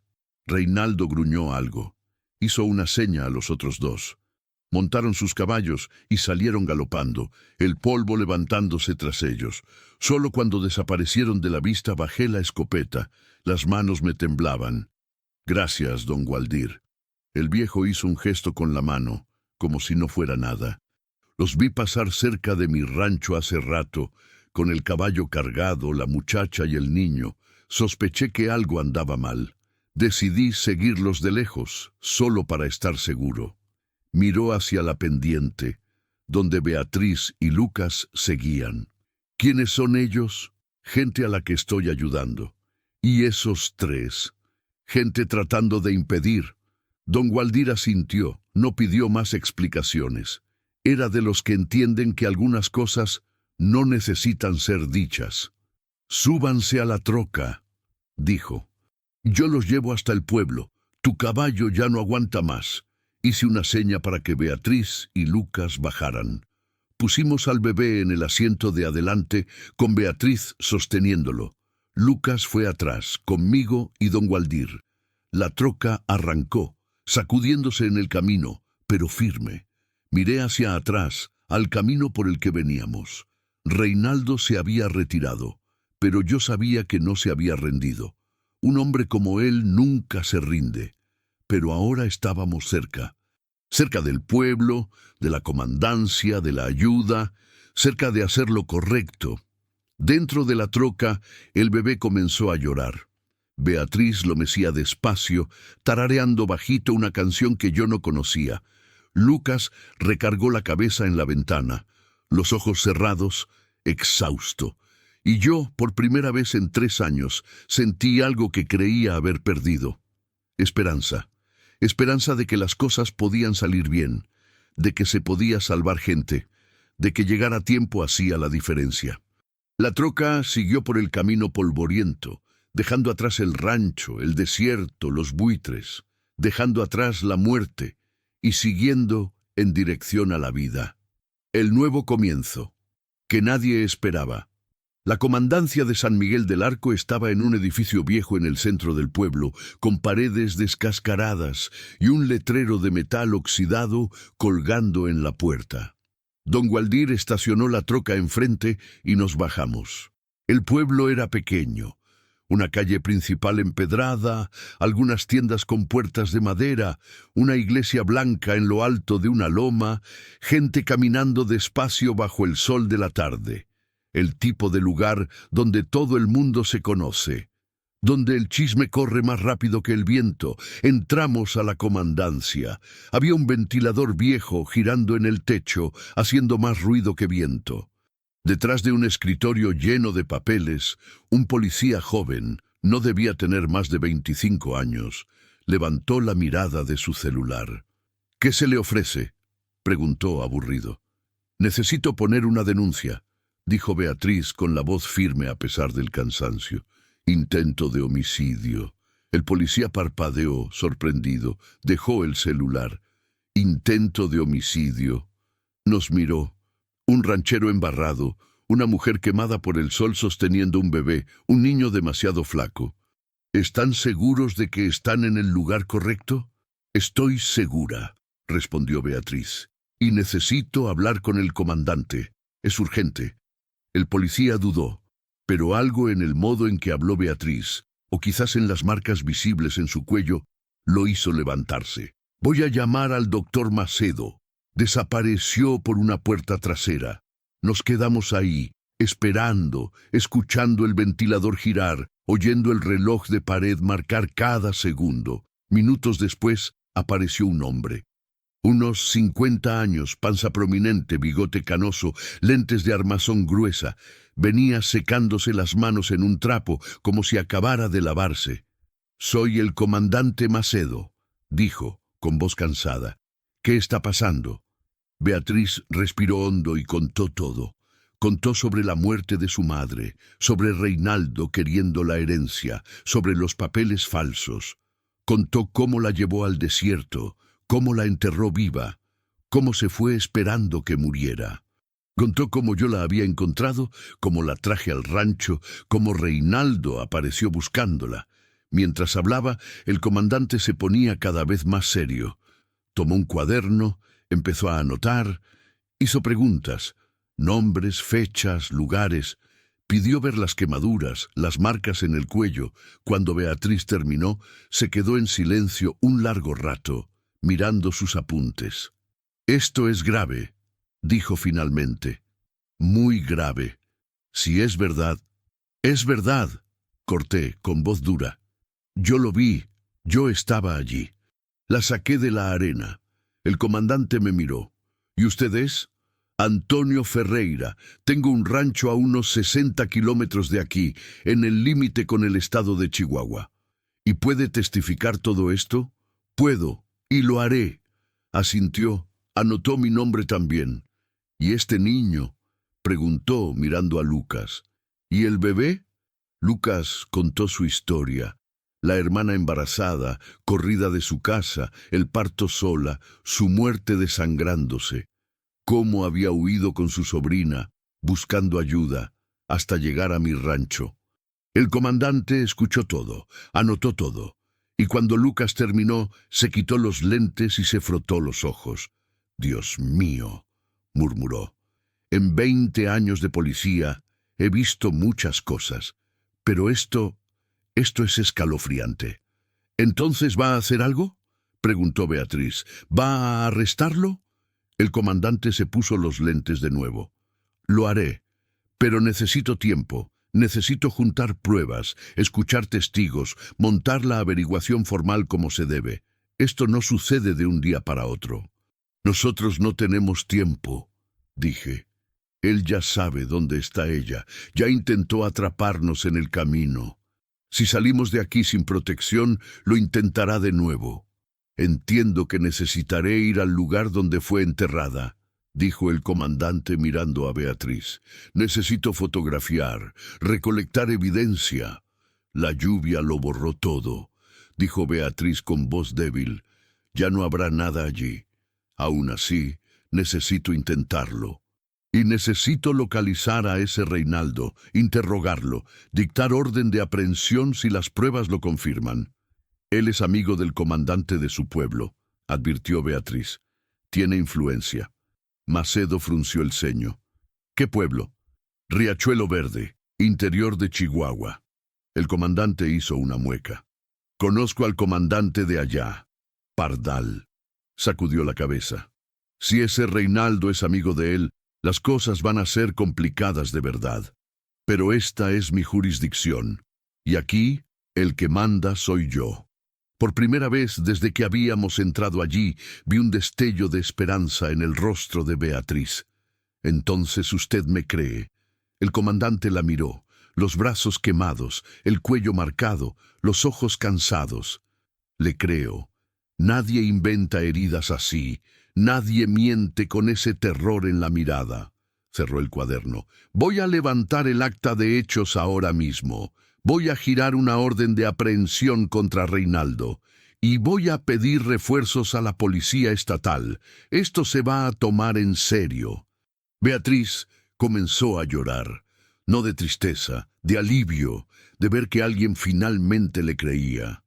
«Gracias», susurró. «Gracias». El comandante asintió un poco incómodo con la emoción.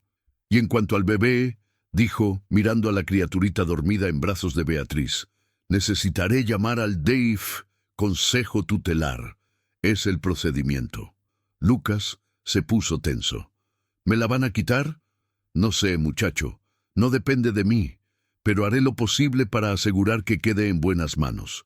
Mientras el comandante hacía las llamadas al DIFE, Desarrollo Integral de la Familia, a la policía estatal, yo y don Gualdir salimos afuera.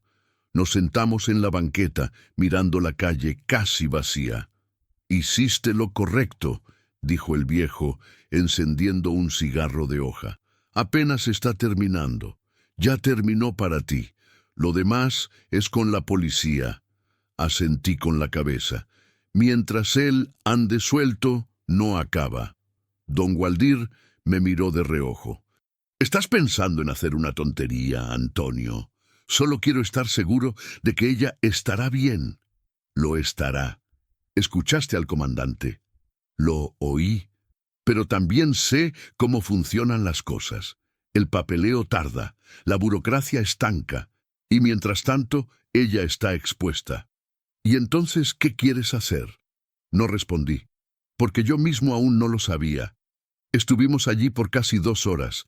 Llegó el DIF, 2 mujeres de mediana edad, serias, con portafolios. Examinaron al bebé, hablaron con Lucas, hicieron 1000 preguntas. Al final decidieron que el niño primero debía ir al hospital, hacerse exámenes, asegurar que estuviera sano. Luego decidirían sobre la custodia. Lucas lloró cuando se llevaron a su sobrina. Pero una de las mujeres fue amable, prometió que podía visitarla, que no se separarían para siempre. Beatriz se quedó con él. sosteniendo el hombro del muchacho mientras sollozaba. Y yo me quedé viendo esa escena, pensando en todo lo que había sucedido en los últimos 3 días. Hace 3 días yo estaba solo, vacío, viviendo en automático.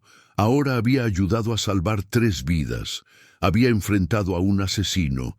Había hecho lo correcto aún sabiendo que podía salir mal. Y por primera vez en 3 años había sentido que mi vida tenía un propósito de nuevo. El sol estaba cayendo cuando salimos de la comandancia. El comandante había asignado protección policial temporal. Un policía vigilaría la casa donde Beatriz y Lucas dormirían esa noche, una pensión sencilla en el centro de la ciudad. Don Waldir se ofreció a llevarme de regreso a la hacienda. ¿Estarás bien?, preguntó Beatriz antes de que me fuera. Estaré, respondí. ¿Y tú? Ella miró al cielo, a los primeros tonos de naranja y morado apareciendo. Creo que sí. Por primera vez, creo que voy a estar bien. Asentí. Iba a darme la vuelta para irme cuando ella me llamó. Antonio, me giré. Me salvaste. No solo me sacaste de esa arena, me devolviste la esperanza, me hiciste creer que todavía hay gente buena en el mundo. Su voz se quebró. Gracias por todo. No pude decir nada. Solo asentí de nuevo y me fui. En la camioneta de vuelta a la hacienda, don Waldir se mantuvo callado la mayor parte del camino. Solo cuando ya estábamos llegando, habló. Tu esposa estaría orgullosa de ti. Lo miré, sorprendido. ¿Por qué? Porque no dejaste que el dolor te destruyera. Lo transformaste en algo útil, en rescate, en compasión. Me quedé mirando por la ventana, al campo oscureciendo, a las primeras luciérnagas comenzando a encenderse entre el monte. Ella siempre decía que yo era demasiado terco, murmuré, que no sabía cuándo rendirme. A veces no rendirse es lo único correcto que hacer. Llegamos a la hacienda cuando ya era de noche. Don Waldir me dejó en la puerta, rechazó la invitación a tomar un café, dijo que necesitaba regresar antes de que oscureciera por completo. Si necesitas algo, dijo antes de irse, sabes dónde encontrarme. Lo sé. Gracias, don Waldir, por todo. Él saludó con la mano y se fue, la camioneta desapareciendo en la oscuridad del camino. Entré a la casa vacía, pero esta vez la soledad era diferente. No era pesada, no era asfixiante, era solo silencio. El tipo de silencio que uno elige, el tipo de silencio que uno controla. Me senté en la silla de la cocina, tomé la taza de café frío que había sobrado de la mañana y miré por la ventana. Afuera, los grillos cantaban, el viento soplaba suave, las estrellas aparecían una a una en el cielo oscuro, y yo por primera vez en mucho tiempo sonreí, porque había marcado la diferencia, había salvado vidas, había sido la persona correcta, en el lugar correcto, en el momento correcto, y eso valía todo. Continuar 31 de enero epílogo. Lo que nace del desierto, 6 meses después. Desperté con el sonido de pájaros cantando afuera, y por primera vez en años, no sentí ese peso en el pecho al abrir los ojos. La casa seguía en silencio, pero era un silencio diferente ahora, un silencio que había aprendido a respetar, no a temer. Me levanté, puse el café a preparar y miré por la ventana de la cocina. El patio estaba limpio, el pasto verde. Había llovido bien en las últimas semanas. Trueno pastaba tranquilo cerca del corral, la cabeza baja, disfrutando del pasto fresco de la mañana. Estaba tomando el primer sorbo cuando escuché el ruido, un motor viniendo por el camino. No era común tener visitas tan temprano, pero tampoco era motivo de alarma como antes. Salí al patio y vi la vieja camioneta levantando polvo en el camino. La reconocí antes incluso de que se detuviera. Era don Waldir, pero no venía solo. El viejo bajó primero, con ese aire cansado de siempre. Pero del otro lado bajó Beatriz. Estaba diferente, el cabello más corto, cortado a la altura de los hombros, ya sin las puntas quemadas. La piel bronceada de nuevo, pero saludable esta vez. sin las marcas terribles de las quemaduras, solo algunas cicatrices discretas en los brazos que probablemente se quedarían para siempre. Usaba pantalón de mezclilla y una blusa sencilla, y tenía en los ojos algo que no estaba allí hace 6 meses. Paz. «Buenos días, Antonio», dijo ella sonriendo. «Buenos días», respondí sorprendido. «No esperaba visita. Le pedí a don Gualdir que me trajera», explicó ella. «Quería hablar contigo». Miré al viejo, que ya estaba encendiendo un cigarro de hoja recargado en la camioneta. «Pasa», dije. «Hay café recién hecho». Nos sentamos en la cocina, en la misma mesa donde ella se había sentado aquella primera noche de tormenta. Le serví café, tomé mi taza. «¿Cómo estás?», pregunté. «Bien», respondió ella, y parecía verdad. «Viviendo en la ciudad ahora. Conseguí un trabajo en una tienda de telas. No es la gran cosa, pero paga las cuentas». «¿Y Reinaldo?».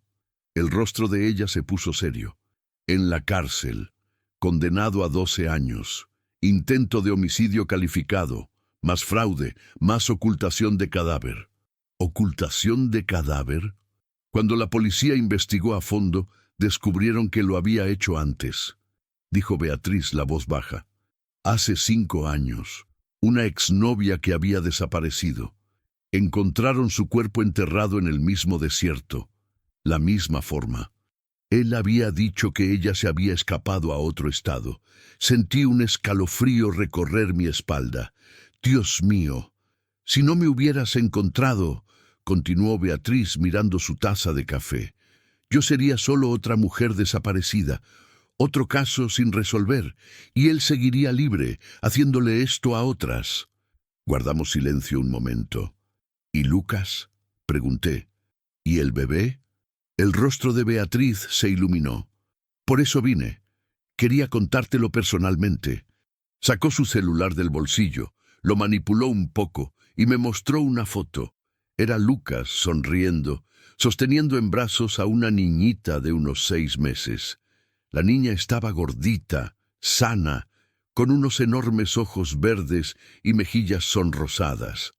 «Lo logramos», dijo Beatriz, la voz emocionada. «El DIF le dio la custodia provisional, como sus padres no quisieron hacerse cargo de la niña, y como él cumplió 16 años, consiguieron una excepción. Claro que hay seguimiento, visitas de la trabajadora social, pero él la está criando. ¿Y cómo se las está arreglando?».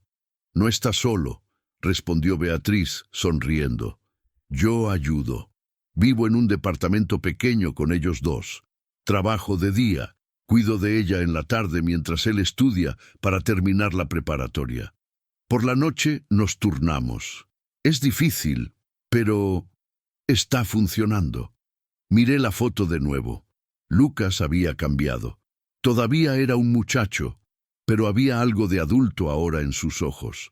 Responsabilidad, propósito. «¿Y ella ya tiene nombre?». Beatriz sonrió más ampliamente. «Sí, Clara. Lucas la eligió. Dijo que fue el nombre que sugerí aquella primera noche y que le parecía bonito, que creía que le quedaba bien. Sentí algo apretarse en mi pecho. Clara. Mi Clara». El nombre que había significado tanto dolor ahora significaba un nuevo comienzo. Significaba esperanza.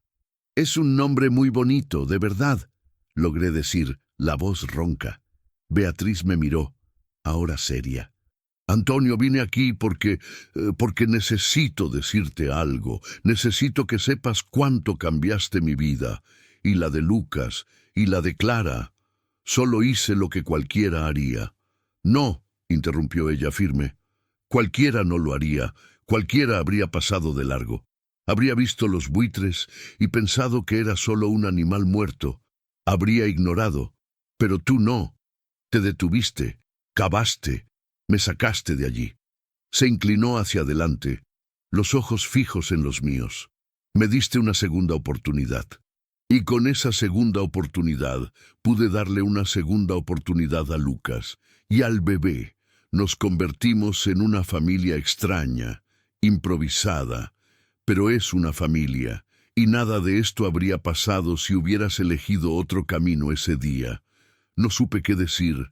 Las palabras no salían. Gracias, dijo ella simplemente, por todo, por salvarme, por creer en mí, por luchar por mí cuando nadie más lo haría. No tienes que agradecer. Sí, tengo que hacerlo. Porque me mostraste que todavía existe bondad en el mundo, que todavía hay gente dispuesta a hacer lo correcto, aun cuando es difícil, aun cuando es peligroso. Extendió su mano sobre la mesa. La apreté. ¿Y tú? Preguntó ella. ¿Cómo estás? Pensé antes de responder. ¿Cómo estaba? Diferente, mejor. Todavía extrañando a Clara, todavía con el dolor de la pérdida, pero ya no sofocado por él. Había aprendido que se puede cargar el dolor y aún así vivir. Que se puede honrar a quien se fue siendo útil para quien aún está aquí. Estoy bien, respondí, y era verdad. Más ligero, como si hubiera cerrado un ciclo. Beatriz asintió, comprendiendo sin que yo necesitara explicar más. Nos quedamos conversando por otra hora. Me contó sobre la ciudad, sobre el trabajo, sobre las cosas pequeñas del día a día con Lucas y Clara. Contó que Lucas se había convertido en un excelente tío padre, que se levantaba de madrugada para darle el biberón, que cambiaba pañales sin quejarse, que le cantaba a la niña para dormirla. Contó que a veces iban a visitar la tumba de Amanda, llevaban flores, le contaban a ella cómo su hija crecía bonita y sana, que Lucas lloraba siempre, pero que era un llanto diferente ahora, no de desesperación, de extrañar, de amor. Cuando el sol ya estaba alto, Beatriz se levantó. Tengo que irme. Dejé a Lucas solo con Clara y ella está en la etapa de querer estar siempre en brazos. La acompañé hasta la camioneta. Don Gualdir apagó el cigarro, ya subiendo al carro. «Vuelve cuando quieras», le dije. «Las puertas están abiertas». «Volveré», prometió ella. «Y traeré a Lucas y a Clara la próxima vez.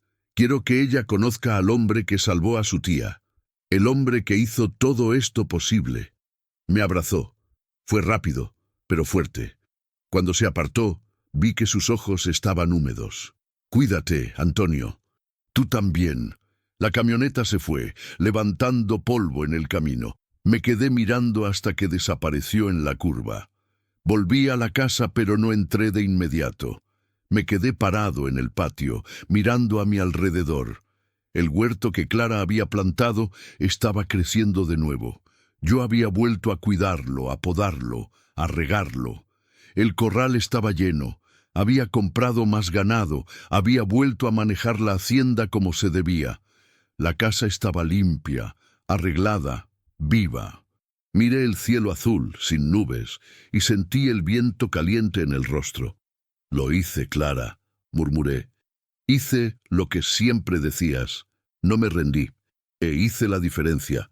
No hubo respuesta, claro, pero no la necesitaba, porque sabía que, dondequiera que ella estuviera, estaba orgullosa.